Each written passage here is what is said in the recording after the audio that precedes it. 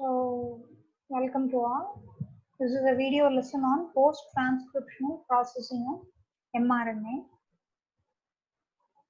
So, what are the three major processings that happens to a eukaryotic mRNA after it undergoes transcription is what we are discussing under post-transcriptional modification of mRNA.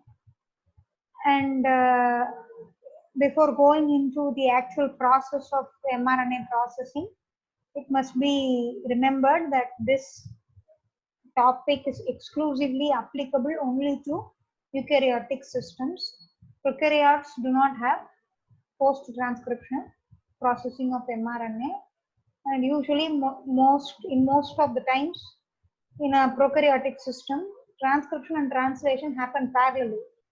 As and when mRNA is being synthesized by the RNA polymerase in a bacterial system, the 5' end of the nascent mRNA starts getting translated. So there are no intron sequences.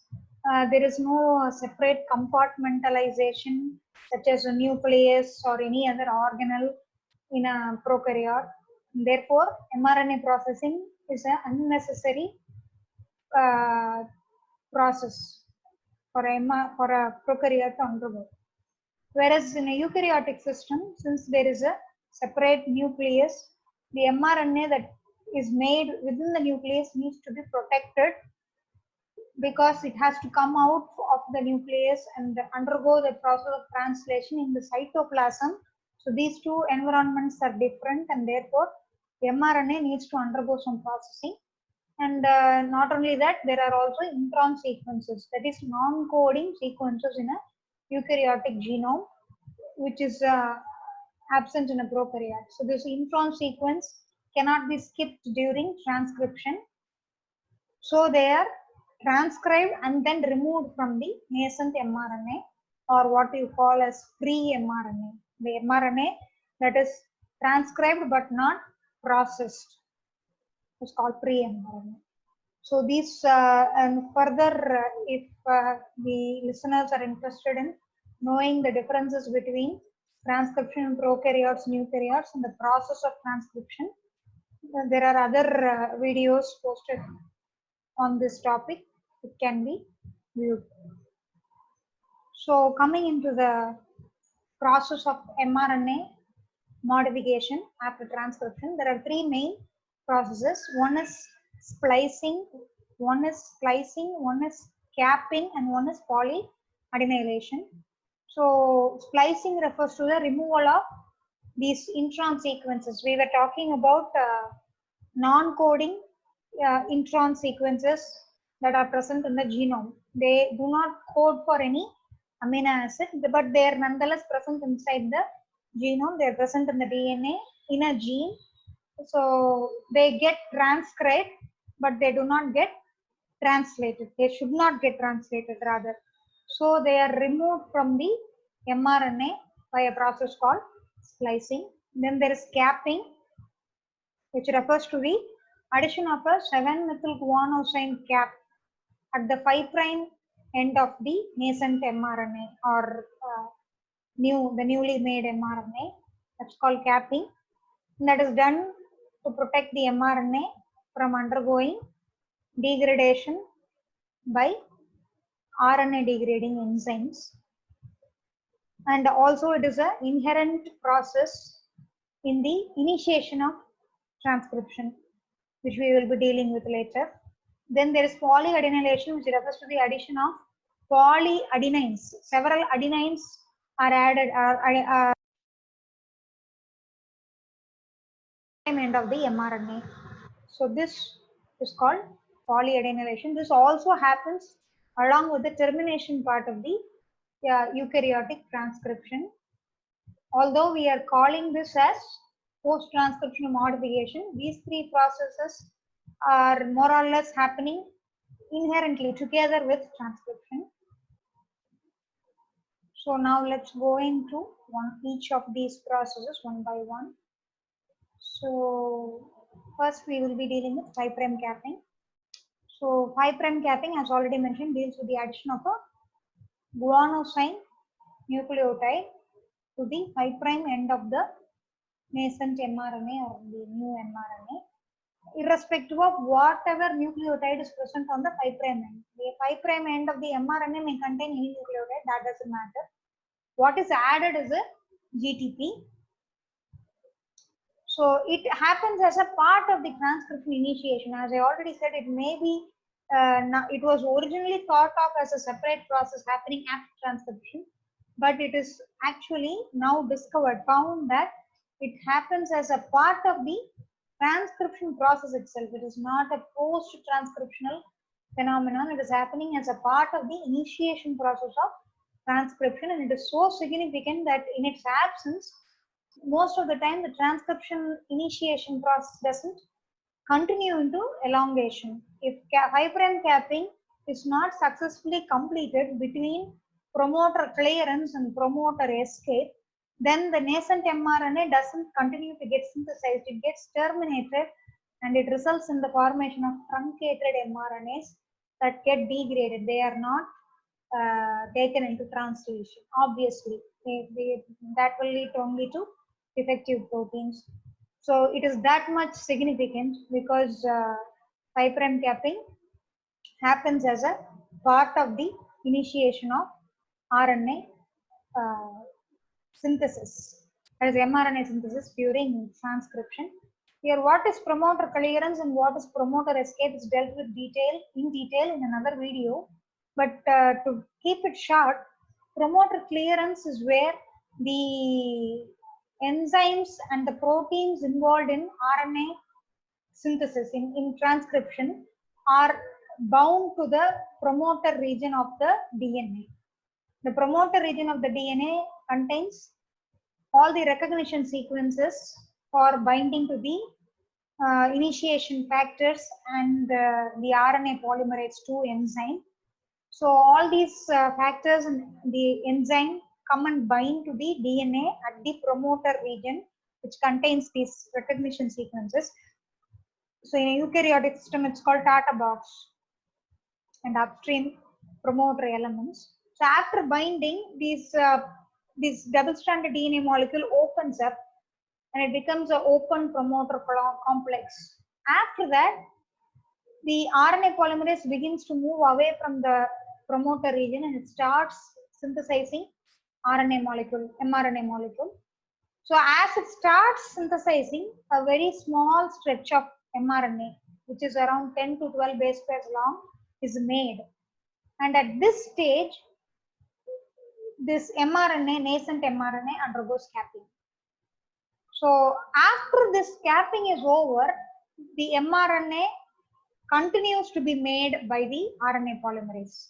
RNA polymerase continues to move along the rest of the DNA molecule, rest of the gene. So that process where it starts moving away from the promoter towards elongating the mRNA is called promoter escape. So this promoter escape doesn't happen if 5' capping is not successfully accomplished. So to that extent, this process is significant in case of a eukaryote. So the stages in this process include what we are seeing on the slide. First, what happens is the gamma. So the 3 phosphates of a nucleotide are named alpha, beta, gamma. So what is at the terminal end is called gamma. What is closest to the ribose sugar is called alpha. So the gamma phosphate of the 5' end of the mRNA is first removed. One phosphate molecule is removed by the action of the enzyme phosphohydrolase. So now we have a mRNA molecule with the 5' nucleotide having only 2 phosphates. Then what happens is a GTP enters the process. This guanosine triphosphate undergoes removal of 2 phosphate molecules by the action of the enzyme guanylyl transferase. 2 phosphates are removed. So as a result, this guanosine monophosphate is formed. So this molecule containing the guanine and one phosphate comes and binds with this mRNA, which is having only one, sorry, which is having only two phosphates. It has already lost one phosphate.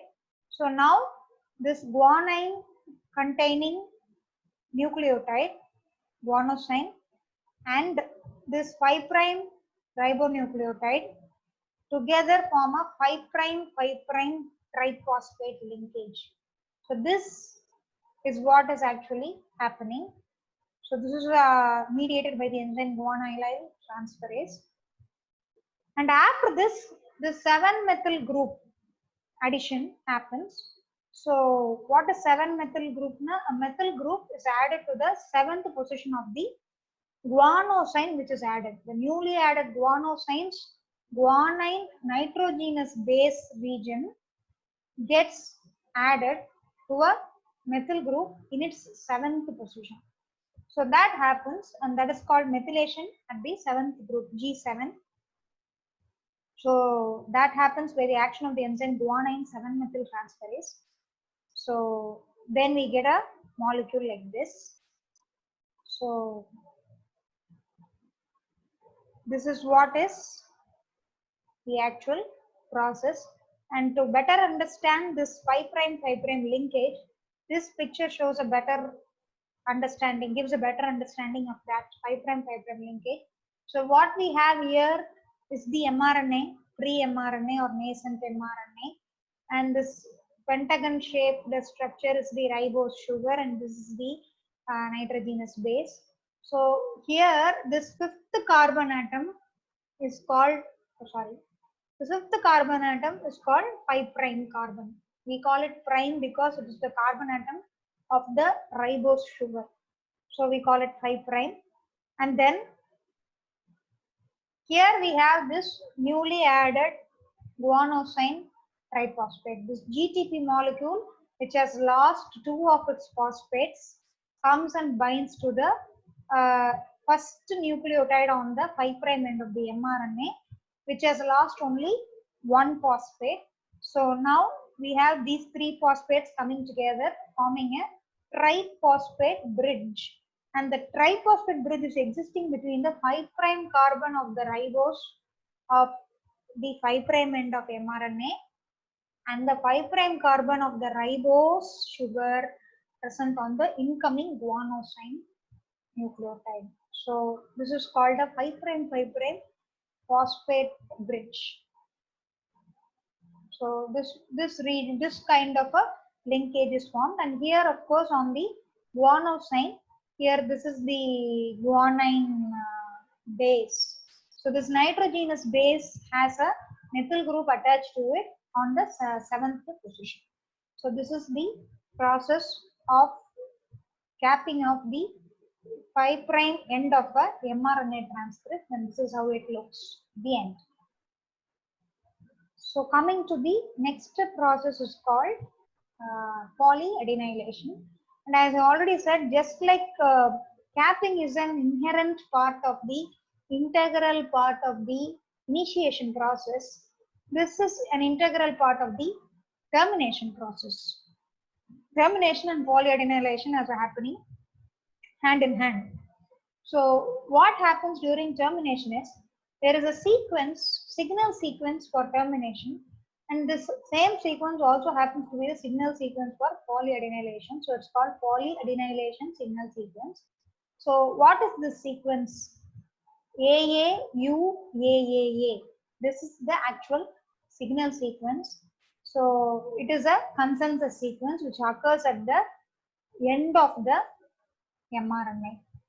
So this happens, this sequence is present on the mRNA. We are not talking about the DNA, we are talking about the mRNA. As you can guess that from the presence of a uracil. Uracil is found only in the RNA, not in the DNA. So the sequence is present in the mRNA. So this sequence followed by a GU-rich region, and these two sequences are separated by a stretch of 40 to 60 nucleotides on the emerging RNA, that is the pre-mRNA or nascent mRNA, which is being transcribed. So this polyadenylation signal sequence signals the termination process followed by polyadenylation.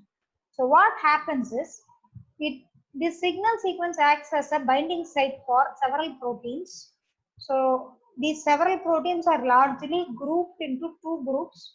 One is CPSF, that is cleavage and polyadenylation specificity factor, which is not one protein, it is a group of proteins.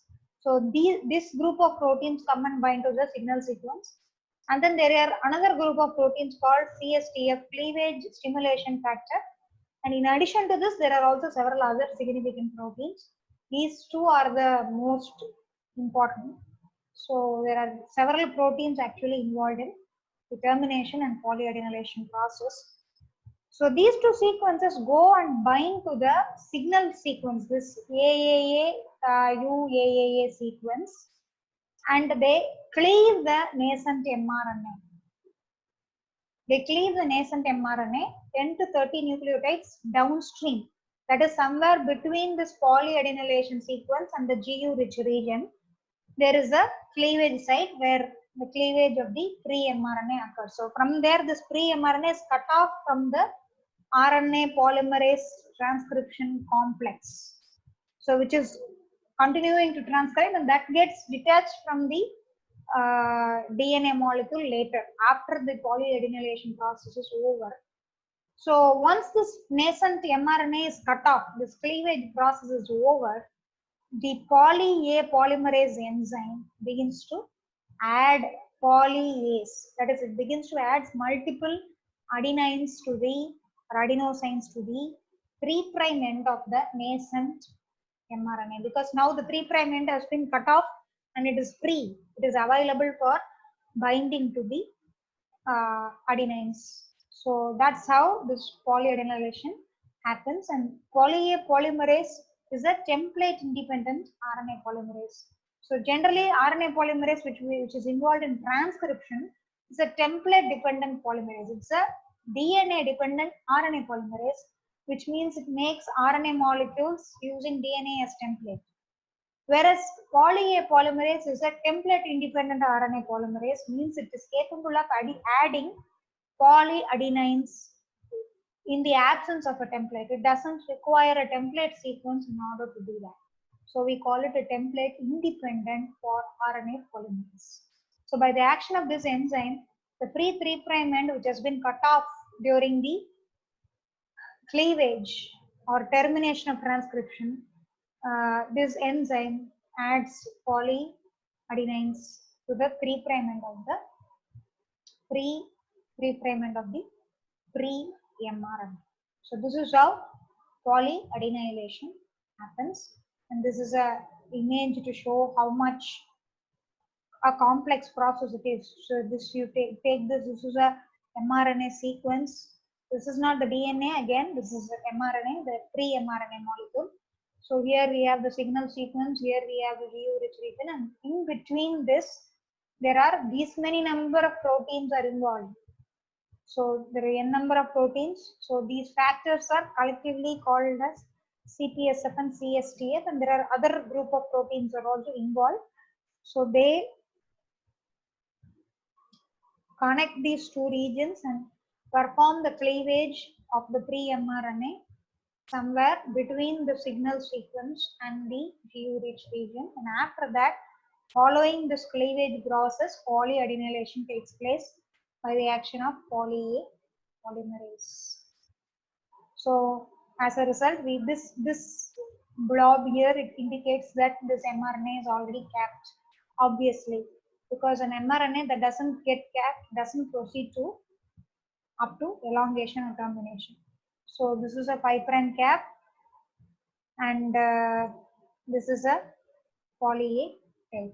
So after this process is over, there are still intervening sequences or introns present here and there in the mRNA. So they need to be removed, and the exon sequences, that is coding sequences of the mRNA, need to be rejoined, and that is called splicing.